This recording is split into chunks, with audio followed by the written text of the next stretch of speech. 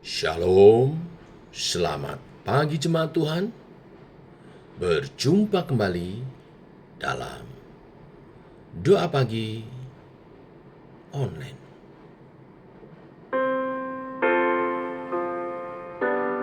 Bukan aku lagi.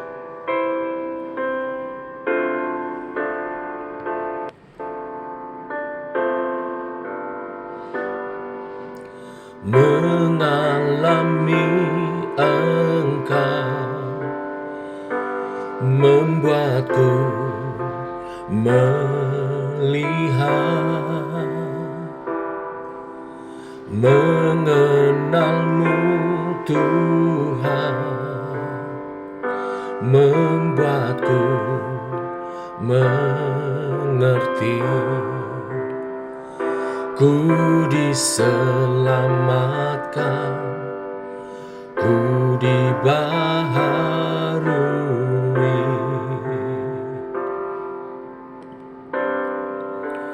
Kini hidupku bukan aku lagi, namun kasih-Mu yang mengalir di dalamku.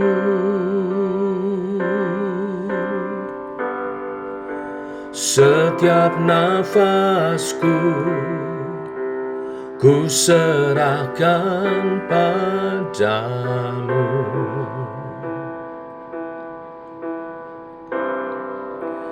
Menjadi persembahan yang hidup bagimu, oh Yesus Tuhanku.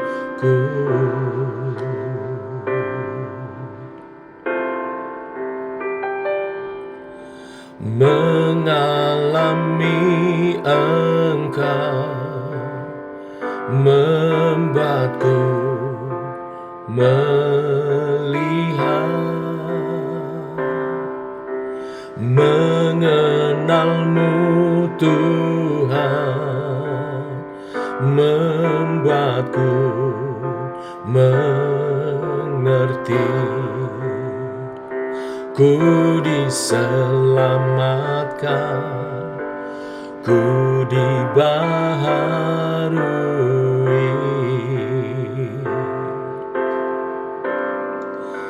Kini hidupku bukan aku lagi,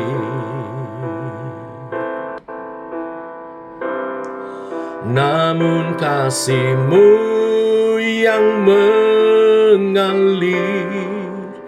di dalamku.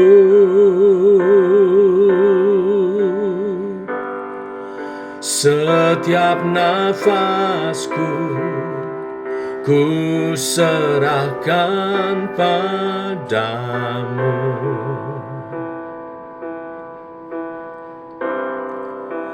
Menjadi persembahan yang hidup bagimu,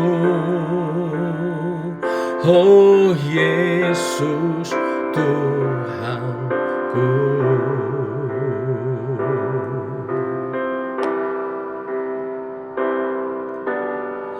Walau api dunia membakarku, ku kan tetap nyatakan Kau Allahku. Walau tubuh dan hati habis lenyap, tetaplah Kau Allah selama-lamanya. Selamanya. Kini hidupku bukan aku lagi, namun kasih-Mu yang di dalamku. Oh, setiap nafasku ku serahkan padamu. Oh, menjadi persembahan yang hidup, menjadi persembahan yang hidup, menjadi persembahan yang hidup bagimu. Oh Yesus Tuhanku.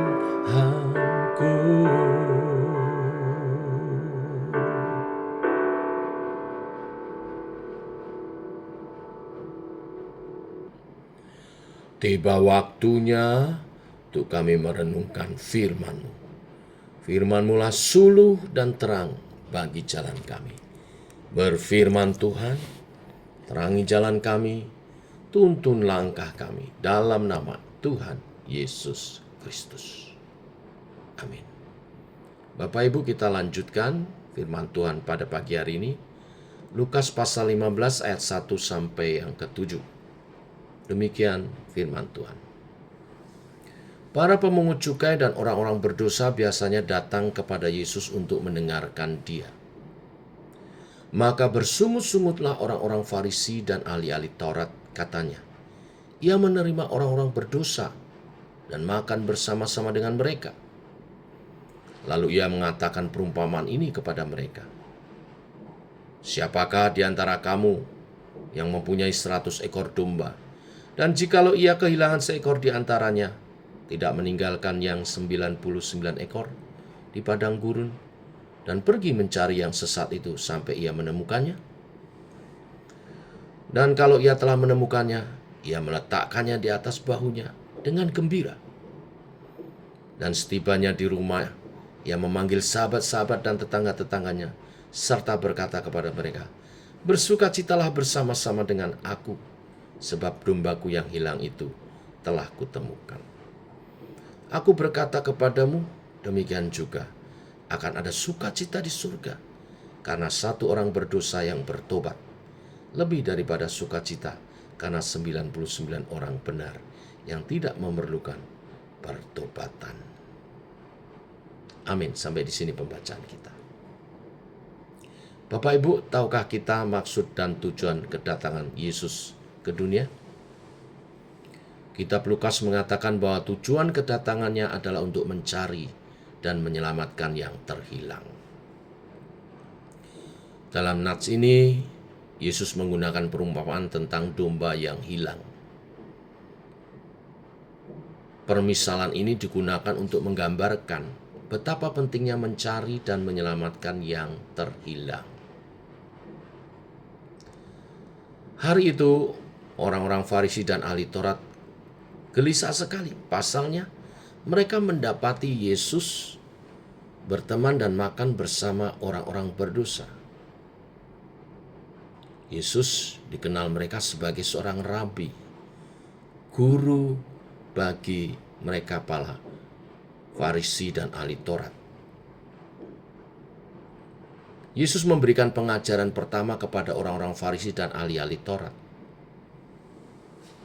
Ia memakai perumpamaan tentang domba yang hilang. Pertanyaan Yesus kepada mereka, siapa di antara kamu yang mempunyai 100 ekor domba, dan jikalau ia kehilangan seekor di antaranya, tidak meninggalkan 99 ekor di padang gurun dan pergi mencari yang sesat sampai ia menemukannya? Mengapa sang pemilik domba begitu terfokus pada satu yang terhilang? Ingat, ia adalah pemiliknya.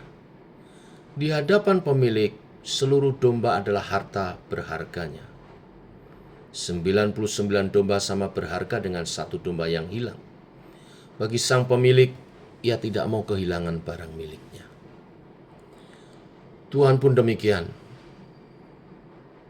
Bagi Tuhan, kita semua adalah miliknya dan berharga di matanya. Orang benar dan orang berdosa sama-sama milik Tuhan. Ketika satu saja orang berdosa terhilang, Tuhan akan mencari dan menyelamatkannya.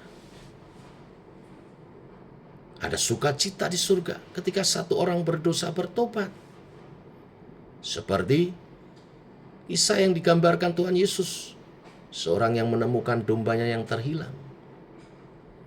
Sukacita itu bahkan melebihi sukacita karena 99 orang benar yang tidak memerlukan pertobatan.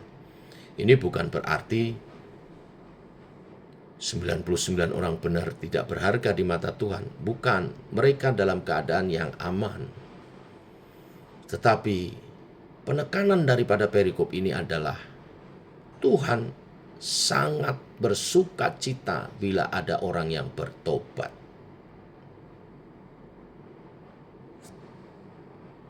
Dari perikop ini kita bisa memetik beberapa nilai kebenaran. Yang pertama, kalau Tuhan sangat bersukacita bila ada orang yang bertobat. Mari gereja Tuhan tidak berhenti menginjil. Jangan malas memberitakan Injil. Terus kabarkan berita sukacita, keselamatan dari Tuhan.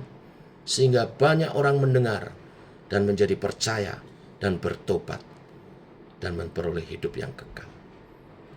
Itu yang menyukakan hati Tuhan. Yang kedua, di manakah posisi kita? Jangan sampai kelimpahan hidup telah menjauhkan kita dari anugerah Tuhan. Hidup dalam pertobatan kita. Hidup dalam pertobatan bukan berarti kita jatuh dalam dosa lagi, lalu bertobat lagi. Bukan. Pertobatan setiap hari karena makin mengerti kehendak dan rencana Tuhan atas kehidupan kita. Maka hari-hari kita adalah hari-hari yang penuh syukur karena hal yang baru. Bertobat dari cara berpikir kita yang salah, pola pikir kita yang salah, cara hidup kita yang salah. Terus setiap hari, makin hari, makin disempurnakan. Maka itu akan menyukakan terus hati Tuhan. Memuliakan namanya. Hidup memuliakan namanya.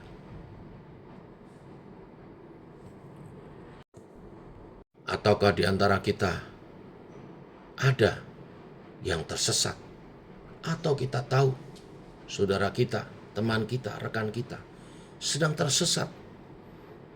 Tidak tahu arah jalan. Hidup terombang-ambing, hidup tiada arah. Mari Tuhan mencari dan mengingatkan agar kita kembali. Agar kita mendekati Sang Pemilik kehidupan, Tuhan Yesus. Apapun kondisi kita, yakinlah, percaya, Tuhan menunggu. Dan sudahi hidup dengan ego, dan sudahi hidup dengan pemikiran diri sendiri, dengan cara hidup sendiri. Mulai hidup dalam kawanan domba gembalaan Allah. Diarahkan, masuk, dan berjalan dalam rencana dan rancangan Tuhan yang mulia dalam Yesus Kristus Tuhan dan Gembala kita yang agung. Inilah berita firman hari ini. Bila kebenaran firman ini memberkati kita semua. Amin. Mari kita berdoa. Bapa, kami mengucap syukur oleh kasih dan rahmat-Mu, anugerah-Mu baru. Kami mau jadi domba-domba-Mu yang selalu hidup dalam pertobatan kami. Makin hari hidup terus dalam pertobatan dan menyenangkan hati Tuhan. Makin hari makin disempurnakan selalu. Bila ada di antara kami yang tersesat, biarlah kami yang mengingat firman-Mu pagi hari ini menjadi kepanjangan tangan Tuhan untuk memberitakan Injil kepada mereka. Untuk membawa mereka dalam kasih karunia Tuhan kembali. Dan ditemukan hidup dalam pertobatan mereka dan memuliakan Tuhan. Tuhan, beri kami hati-Mu untuk jiwa-jiwa. Untuk membawa mereka dalam pertobatan. Terima kasih Tuhan. Ini doa kami. Menyertai sepanjang hari ini perjalanan hidup kami bersama dengan Tuhan. Dalam nama Tuhan Yesus Kristus. Amin. Demikian saudara doa pagi kita. Selamat pagi. Shalom.